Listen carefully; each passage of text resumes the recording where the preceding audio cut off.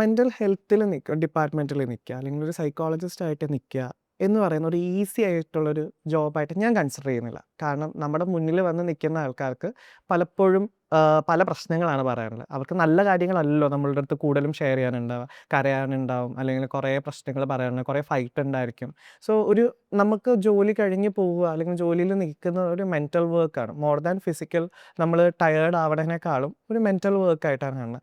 മാമിന് എന്താ തോന്നുന്നത്? ഒരു സൈക്കോളജിസ്റ്റ് ആവുക എന്ന് പറയുന്നത് ഒരു ഈസിയസ്റ്റ് ഓപ്ഷൻ ആണോ? അല്ലെങ്കിൽ ഒരു ഈസി ജോബായിട്ട് മാമിന് തോന്നുന്നുണ്ടോ? അതോ മാമിൻ്റെ ഒരു പെർസ്പെക്റ്റീവിൽ എങ്ങനെയായിരിക്കും അതിനെ കാണുന്നത്?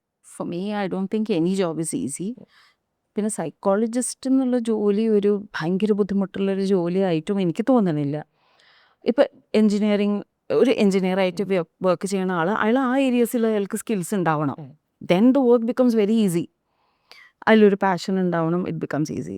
അതേപോലെ തന്നെ ഇപ്പോൾ വേറൊരു ഫീൽഡിൽ വർക്ക് ചെയ്യണം, ഇപ്പോൾ മെഡിസിൻ ഡോക്ടറായിട്ട് വർക്ക് ചെയ്യണം, ഫിസിഷ്യനായിട്ട് വർക്ക് ചെയ്യണം, അയാളുടെ കാര്യങ്ങളൊക്കെ അറിയും, അതിലൊക്കെ താല്പര്യമുണ്ട്, പേഷ്യൻസിനെ കാണാനും ഡയഗ്നോസ് ചെയ്യാനൊക്കെ താല്പര്യം ഉണ്ടെങ്കിൽ they will find it easy and they would enjoy it, അല്ലേ? അപ്പോൾ അതേപോലെ തന്നെയാണ് സൈക്കോളജി എന്നുള്ള പ്രൊഫഷനും.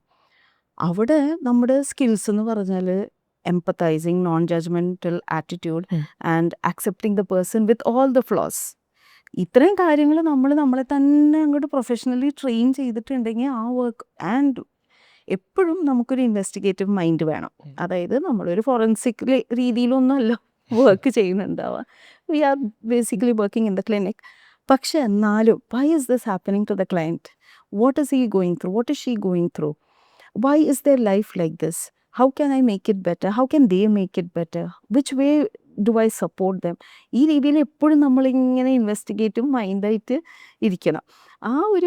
ഈ കാര്യങ്ങളൊക്കെ നമ്മൾ പഠിച്ചെടുത്താൽ psychology is also you would enjoy it. അതിന് before I came into the profession I use to think ഭയങ്കര ടീരിയസ് ആയിരിക്കും listening to all this. But then when you are talking to the client it comes automatically. You switch off, you're the normal person that you were. അത്രയേ ഉള്ളൂ.